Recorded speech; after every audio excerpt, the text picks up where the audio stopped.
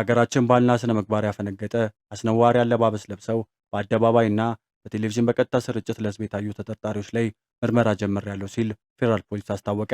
የኢትዮጵያ ፌዴራል ፖሊስ ጂ-ፓወር ቲክቶክ ክሬቲቭ አዋርድ በተሰኘ ዝግጅት ላይ ከኢትዮጵያ ሕዝብ ባህል ስነ ምግባር ባፈነገጠ አኳኋን ሰውነታቸውን የገላለጠ አለባበስ ለብሰው በአደባባይና በቴሌቪዥን በቀጥታ ስርጭት ለሕዝብ የታዩ ተጠርጣሪዎችን ከነግብረ አበሮቹ በቁጥጥር ስር አውሎ ምርመራ ማጣራት መጀመሩን አስታውቋል። ሰሞኑን በተካሄደው ዝግጅት ላይ ከኢትዮጵያ ሕዝብ ባህልና መልካም ስነ ምግባር በተቃራኒ በሕዝብ ዘንድ ተቀባይነት የሌለው አስነዋሪ ልብስ አለባበስን ለብሰው በአደባባይና በቴሌቪዥን በቀጥታ ስርጭት የታዩ ዝግጅቱንም ስፖንሰር ያደረጉ የደገፉና ፕሮግራሙን ያቀነባበሩት ተጠርጣሪዎች ወንጌላዊት ገብረ እንድርያስ በርሄ፣ በረከት ጸጋዬ ጃፋር፣ መቅደም ደረጀ መንግስቱ፣ ግሩም ገዛኸኝ ቀጭኔ እና ዮሐንስ መኮንን ኃይለማርያም የተባሉ ግለሰቦችን በቁጥጥር ስር የዋላቸው መሆኑን ገልጿል። የኢትዮጵያ ፌዴራል ፖሊስ ከህብረተሰብ ባህልና እሴት ያፈነገጡ አለባበሶችን፣ መጤ ባህሎችን ተስፋፍተው በትውልዱ ላይ አሉታዊ ተጽዕኖ እንዳያስከትሉ ተጠርጣሪዎቹ ላይ የህግ ተጠያቂነትን ለማረጋገጥ የጀመረው ምርመራ አጠናክሮ እንደሚቀጥል ገልጿል። የኢትዮጵያ የኒውክሌር ኃይል ፕሮግራም እንዲሳካ ዓለም አቀፉ የአቶሚክ ኢነርጂ ኤጀንሲ ድጋፍ ለማድረግ ቁርጠኛ መሆኑን የኤጀንሲው ዋና ዳይሬክተር ራፋኤል ማሪዮን ገለጹ። የዓለም አቀፍ አቶሚክ ኢነርጂ ኤጀንሲ ዋና ዳይሬክተር ራፋኤል ማሪኖ ግሪስ የኢትዮጵያ ኒውክሌር መርሃ ግብር ማስጀመሩን አስመልክቶ መልእክት አስተላልፏል። በመልእክታቸው የኢትዮጵያ ኒውክሌር ኮሚሽን መመስረት ባለራዕዩ ጠቅላይ ሚኒስትር አብይ አህመድን የኢትዮጵያ መንግስትን እንኳን ደስ አላችሁ ለማለት እፈልጋለሁ ብለዋል። ኢትዮጵያ ላቋቋመችው ለሰላማዊ አገልግሎት የሚል የኒውክሌር ኃይል ፕሮግራም ዓላማ ማሳካት ዓለም አቀፍ አቶሚክ ኤጀንሲ ድጋፍ ለማድረግ ቁርጠኛ መሆኑን ዋና ዳይሬክተሩ ተናግሯል። የኢትዮጵያ ኒውክሌር ኃይል ኮሚሽን ባቋቋመው ዘርፍ በሕግ ስርዓት እንዲመራ በማድረግ የሰላማዊ አገልግሎት የሚለው የኒውክሌር ኃይል ተግባራዊ እንዲሆን ለማድረግ ያከናወናቸውን ተግባራት ዋና ዳይሬክተሩም አድንቀዋል። የተቋሙ መመስረት ዓለም አቀፍ ሕጎችን በተከተለ መንገድ ሕጎችን በማውጣት ደህንነቱ አስተማማኝ የሆነ የኒውክሌር ኃይል ማመንጫ እውን ለማድረግ እንደሚያስችልም ገልጸዋል። የኒውክሌር ኃይል ዝቅተኛ የበካይ ጋዝ ልቀት መጠን ያለው አስተማማኝ ኃይል ምንጭ መሆኑን ማህበራዊና የኢኮኖሚ እድገት ለማሳለጥ ወሳኝ ነውም ብለዋል። እቅዱ ውጤታማነት ከኢትዮጵያ ጋር በቅርብ መስራት መጀመራቸውን የገለጹት ዋና ዳይሬክተሩ ተቋማቸው የኢትዮጵያ የኒውክሌር ኃይል ልማት ዓላማ ስኬት ሙሉ ድጋፍ እንደሚያደርጉም አረጋግጠዋል። የሱዳን ፈጥኖ ደራሽ ኃይል ራፒድ ሳፖርት ፎርስ ወይም አርኤስኤፍ በመባል በሚታወቀው በደቡብ ሱዳን ነዳጅ የምትልክበት ዋነኛ ስትራቴጂካዊ የቧንቧ መስመር መቆጣጠሩን አስታወቀ። የተያዘው ቦታ ኢግሊክ በመባል የሚታወቅ ሲሆን በሱዳንና በደቡብ ሱዳን ድንበር አቅራቢያ የሚገኝ ወሳኝ የነዳጅ ማሽከርከሪያ ማዕከል ነው። ደቡብ ሱዳን የምታመርተው ነዳጅ ለዓለም ገበያ የሚቀርበው በዚህ መስመር በኩል ሲሆን ይህ ነዳጅ ሽያጭ የአገሪቱ ዋነኛ የገቢ ምንጭ ነው። ባለፉት 3 ወራት ብቻ ደቡብ ሱዳን በቀን በአማካይ 165,000 በርሜል ነዳጅ በዚህ መስመር አማካኝነት ስታስተላልፍ ነበር። የአርኤስኤፍ ኃይሎች መስመሩን ሙሉ በሙሉ መቆጣጠራቸው ደህንነቱን እንደሚጠብቁም ገልጿል። ነገር ግን ከቁጥጥሩ በኋላ በቦታው ላይ ይሰሩ የነበሩ ሰራተኞች ለቀው ወጥተዋል። ይህም ነዳጅ የማስተላለፍን ስራ እንዲቆም አድርጓል። ይህ መቋረጡ የደቡብ ሱዳን ኢኮኖሚ በቀጥታ አደጋ ላይ የሚጥል ነው። ሀገሪቱ ለስራ ማስኬጃ የምትጠቀምበት ዋና የፋይናንስ ምንጭ መዘጋቱ ከፍተኛ የገንዘብ ቀውስና በሀገሪቱ ኢኮኖሚ ላይ የውድቀትን ስጋት ፈጥሯል። የብሉምበርግ ዘገባ እንደሚያመለክተው ከሆነ አርኤስኤፍ ይህንን በቁጥጥር ያደረገው በሱዳን ጦር ኃይል ላይ የኢኮኖሚ ጫና ለመፍጠርና የደቡብ ሱዳን ድርሻ እንደ ድርድር ካርድ ለመጠቀም ነው። የአካባቢ ተንታኞች ይህ ክስተት በሱዳን ያለውን ግጭት እያስፋፋ መምጣቱን የሚያሳይ አሳሳቢ ምልክት ነው ብለውም አስጠንቅቀዋል።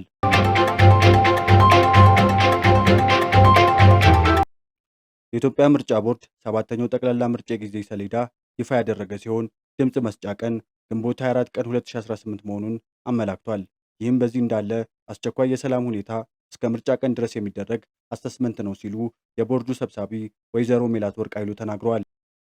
ምርጫውን ለማካሄድ አስቸኳይ ሁኔታ አለው የሚል ስጋት አዘል ጥያቄ የገጠመው 7ኛው ዙር ምርጫ በተመለከተ ማብራሪያ የሰጠው ብሔራዊ ምርጫ ቦርድ አስቸኳይ ሁኔታና የሰላም ሁኔታ እስከ መጨረሻው ቀን የሚደረግ አሰስመንት ነው ሲል ተደምጧል። በሌላ በኩል ችግር መሬት ላይ ያለ የቢሮ መዘጋት፣ የአባላት እስር አለ ሲል የፖለቲካ ፓርቲዎች ስለሚደረግባቸው ጫና በግልጽ አረጋግጧል።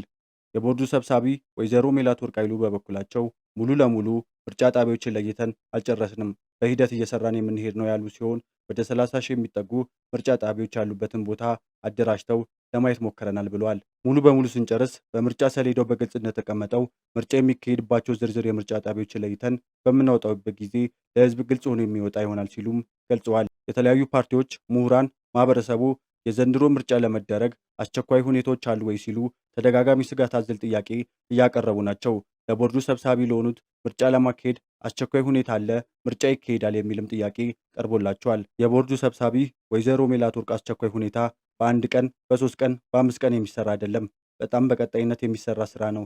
ለዚህ መነሻ የሚሆነው ከክልል መንግስታትና ከጸጥታ አካላት ጋር የምናገኛቸው መረጃዎች መሰረቶቻችን ነው ሲሉም መልሰዋል።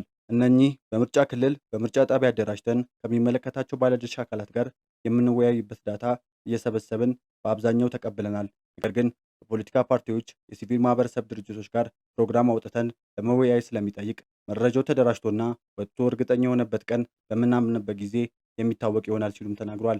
በዚህኛው ወር እናደርጋለን፣ በሚቀጥለው ሁለተኛው ወር እናደርጋለን የምንለው አይደለም፣ እንደ ተጨባጭ ሁኔታ በቀጣይ የምናደርገው ነው ያሉት ወይዘሮ ሜላትወርቅ የአስቻይ ሁኔታ፣ የሰላም ሁኔታ እስከ መጨረሻው ቀን ድረስ የሚደረግ አሳስመንት ነው ሲሉም ተደምጠዋል።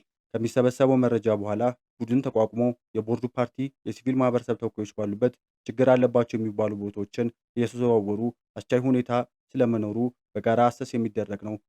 ምርጫው በሕገ መንግስቱ መሰረት በየ5 ዓመቱ የሚደረግ ምርጫ መሆኑን የጠቀሱ ሰብሳቢዋ በተለያዩ ምክንያት ይደረጋል አይደረግም የሚል ነገር በአየሩ ላይ እየወጣን ያለን፣ ምርጫ ቦርድ ግን ያለማቋረጥ ምርጫው እንደሚያደርግ ነው የተናገረው። በተግባር እያሳየው ያለው ይህንን ነው። ፓርቲዎችም በሚኖረ ምክክል ያሏቸውን ጥያቄ አስቻይ ሁኔታ አለ የሚል እንጂ ምርጫ አይደረግም የሚል ነገር አላቸው ብዬ አላምንም ብለዋል። ሰብሳቢዋ ለምሳሌ እጩዎች ለመመዝገብ ሲስተም አድሚኒስትሬሽን ላኩልን ብለን ፓርቲዎችን ስንጠይቅ 64 ፓርቲዎች ልኮልናል። ይህ የሚያሳየው ፓርቲዎች እጮቻቸውን ለመመዝገብ ያላቸውን ዝግጁነት ነው ባይም ናቸው። ህወሓት ሳልሳተፍ ምርጫ አይደረግም የሚል መግለጫ ከሳምንት በፊት መውጣቱን በተመለከተ ቦርዱ እሰራዋለሁ ያለ ስራ እንዳለ የተጠየቁት ወይዘሮ ሜላትወርቅ ምርጫ ቦርድ ህወሓትን መሰረዙ የሚታወቅ ነው። ከዚህ ውጭ ምንም ግንኙነት የለንም። የፕሪቶሪያ ስምምነትን በተመለከተ ለሚነሳው የፖለቲካ ጉዳዮች ከሆነ በፖለቲከኞች የሚፈታ ነው። ምርጫ ቦርድን የሚመለከት ጉዳይ አይደለም። ከዚህም የተነሳ በእኛ በኩል በየትኛውም አቅጣጫ እየተደረገ ያለው ውይይት የለም ሲሉ መልሷል። ችግር መሬት ላይ አለ። የቢሮ መዘጋት፣ የአባላት እስር አለ። ምርጫ ቦርድ ይህን እየተናገረ ነው። እስሩን ፈጸሙ ለሚባሉ አካላት ደብዳቤ ይጠየቃል። የታሰሩ የፓርቲ አባላት ፍርድ ቤት ከቀረቡ ወይም ካልቀረቡ ያሉት ሰብሳቢዋ መልስ የሚሰጥ መዋቅር አለ፣ የማይሰጥ አለ። ፓርቲው አባሌ ታሰረ፣ ቢሮ የተዘጋ ብሎ አቅርቦ ምርጫ ቦርድ ዝም ያለበት ሁኔታ ካለ በዳታ መነጋገር ግልጽ ያደርገዋል ነው ያሉት። ዘንድሮስ ከ7ኛው ዙር ምርጫ ጋር የአካባቢ ምርጫ ይደረጋል ወይስ አይደረግም የሚል ጥያቄ ደግሞ አካባቢው ምርጫ በትክክል ከተካሄደ ረዘም ያለ ጊዜ ነው። ምርጫ ቦርድ አካባቢ ምርጫ ለማድረግ በአጠቃላይ ከምርጫ በፊት ዝግጅት አድርጎ ነበር። በተለይ በ2017 በሁለት ከተሞችና በሁለት ክልሎች ላይ ለይቶ ነገር ግን መቀጠል አልቻለም ሲሉ አስታውሰዋል። ኦፌኮ ስልታዊና ስትራቴጂያዊ በሆነ መንገድ በተወሰኑ አዲስ አበባ አካባቢዎች ምርጫ አካፈላለው፣ ሁኔታዎችን እየገመገምን እናያለን፣ እንሳተፋለን የሚል መግለጫ መውጣቱንም አስታውሰው እኛም ግምገማ እናደርጋለን፣ በአረንጓዴ ምርጫ የሚካሄድ በቢጫ ጥያቄ የሚጠየቅ በቀይ ምርጫ የማይካሄድ በሚል አስቸኳይ ሁኔታዎችን እየገመገምን እየሰፋ ሲሄድ እነሱ ከፓርቲዎች ጋር ተካፋዮች ስለሚሆኑ እያዩ ሲሄዱ በተሻለ በስፋት የመሳተፍ እድል ሊኖራቸው እንደሚችል ያዩታል ብሏል። በተያያዘ ኢህአፓ የህዝብ ስብሰባ እንኳን ማድረግ እንዳልቻለ የቁጫ ዲሞክራሲያዊ ፓርቲ ቁዴፓ አባላቱ እየታሰሩ እንደሆነ ይሁን እንጂ ምርጫ ቦርድ ምላሽ እየሰጠ እንዳልሆነ እየገለጹ መሆኑን ተከትሎ ማብራሪያ እንዲሰጡ ወይዘሮ ሜላትወርቅ ጥያቄ ቀርቦላቸዋል። እሳቸውም የቁጫ ዲሞክራሲያዊ ፓርቲ በምርጫ ክልሉ የሚደርስ ማስፈራራት፣ እስር፣ የቢሮ መዘጋት፣ የአባሎች መንገላታት የሚል ጥያቄ ቦርዱ በየቀኑ የሚቀበለው ጥያቄ ነው። ይሁንና ቦርዱ ሶስትዮሽ የሚባል ኮሚቴ አቋቁሞ ቁዴፓ፣ ገዢው ፓርቲ፣ ምርጫ ቦርድ ያሉበት ከ3 ዓመታት በፊት ጀምሮ እየሰራ ያሉበት ሁኔታ አለ። አሁንም ሰሞኑን ስብሰባ ስላለ ሂደቱ እየቀጠለ ነው ሲሉ ገልጸዋል። ችግሩ መሬት አለ፣ የቢሮ መዘጋት፣ የአባላት እስር አለ። ምርጫ ቦርድ ይህን እየተናገረ ነው። እስሩን ፈጸሙ ለሚባሉ አካላት ደብዳቤ ይጠየቃል። የዛሬው የሳብ ኒውስ ቆይታችን እስከዚህ ነበር። እነዚህና ሌሎች ዜናዎችን በፍጥነት መከታተል ከፈለጉ ሰብስክራይብ ያድርጉ። እንዲሁም የደውል ምልክቷን በመንካት ወዲያውኑ አስተማማኝና ፈጣኝ መረጃዎች እንዲደርሱት ያደርጋሉ። ነገ በዚህ ሰዓት እስክንገናኝ ቸር ይግጠሙት እያለን ተሰናበትን።